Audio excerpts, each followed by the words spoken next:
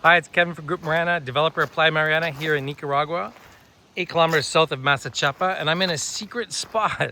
You've been watching this video because you like to go behind the scenes and know every square inch of Playa Mariana. So this is one spot nobody has seen yet, probably in 2 decades. I've never filmed something here. So you're getting a first look at it right now.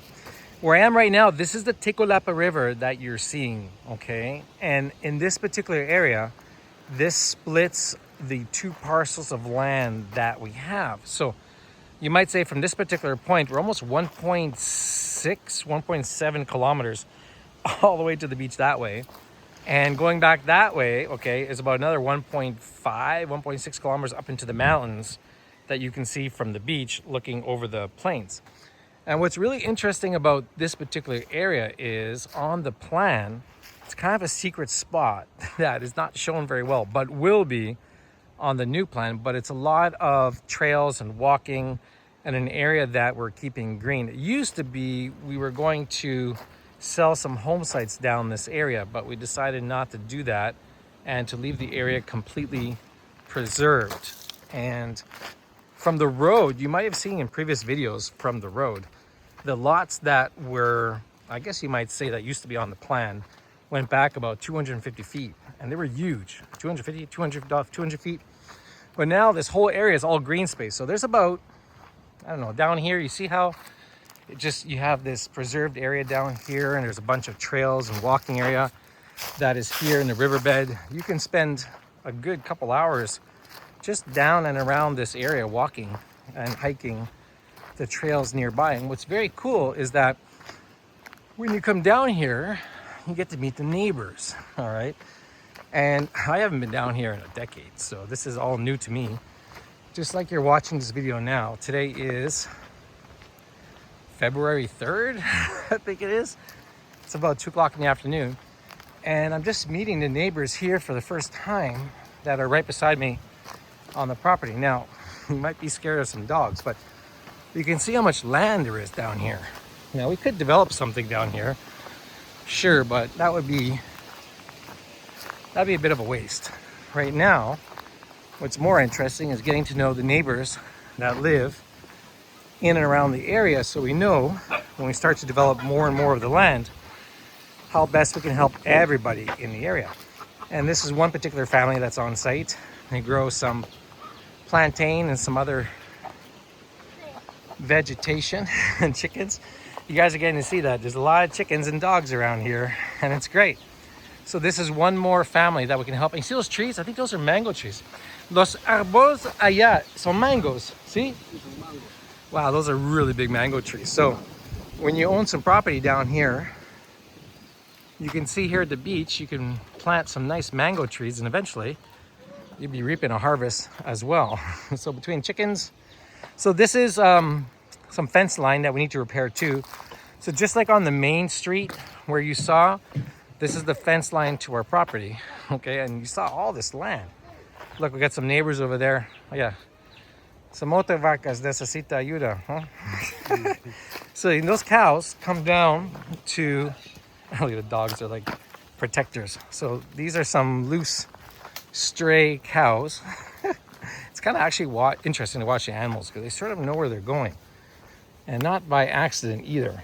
So part of owning a lot of land like we do, 923 acres, it's not just a simple property to maintain. And you may look at it on a master plan and 2-dimensional, and it looks small, but when you're on site, it's large. It's rather expensive to maintain as well. I remember back in the day when we were securing all the land, we used to have like 8 security guards working on site at all times, and it cost us about $7,000-8,000 a month to maintain the property. And that's guards and horses, veterinarian bills, all the fencing on a consistent basis. And that's one of the really important things with property owners associations, that you shouldn't look upon it as, oh, it's a fee and it's an expense. It's security for your property. It's maintenance for the land. It's what gives the whole entire area character to protect, so it doesn't deteriorate and keeps the property values for for your land. So right now I'm climbing up the hill. So there's a bit of a slope. So from the top, very similarly to how it slopes down at the beach, here from the top over there, up top, you see it all around? That's Carlos. Hola, Carlos. That's Carlos. He's our site supervisor. He's in charge of all the maintenance and security on site, doing the work, the hard work of all the new fencing around 16 kilometers of land. So can you imagine? We're fencing and repairing 16 kilometers of property. So here's a few more lost cows, you might say. I don't know where they're going. It's kind of interesting. But that's what happens. So you see how across the way we have the fencing on our property over there? So this is someone's bank account right now. And what happens is, if you don't secure your fence lines, you get these cows that come in grazing on your property and you got to chase them out. And so you always have to have people and security on site, and you're always repairing fence lines because these animals very easily destroy things rather quickly. Now, we don't quite know who these animals belong to right now, but the trick is not to let them stay on your land, okay, because that could cause problems in the long run. So you saw we were down at the riverbed and we walked our way all the way up, and you can see these cows. They've probably been coming through this fence line for a while now because we really haven't had really good security here protecting this. So this is all stuff that we're repairing right now to try and fix up and eliminate these stray animals going on site. Now, generally I don't mind the animals on the land because I'm not using it, but you kind of want to know who's there, and you try and make contact with the owner of the animals and give them some sort of lease permission to be on site. So, you know, why not share the land with the people in and around the neighborhood? But you don't want to let it go to the point in which it costs you money to repair. So we're going to walk back over to our property. So you see how there's someone on a horse over there? That's probably who the animals belong to, and they're trying to make their way into the opened area of the land. And so of course we have our security in and around the area, throwing rocks at the cows to get them out of there. Maybe not the best thing, right? And so now with Carlos, and we're just checking the fence line. They've been making some progress. They ran out of wire. If you remember in the last video, in the front over there, they were putting down all these new posts, okay, from the land that we're clearing. And you can see the difference now, what they've been doing. I showed you how they do all this by hand, right? So that's some of the old wire right there and the old small post. And this is what some of the new stuff looks like.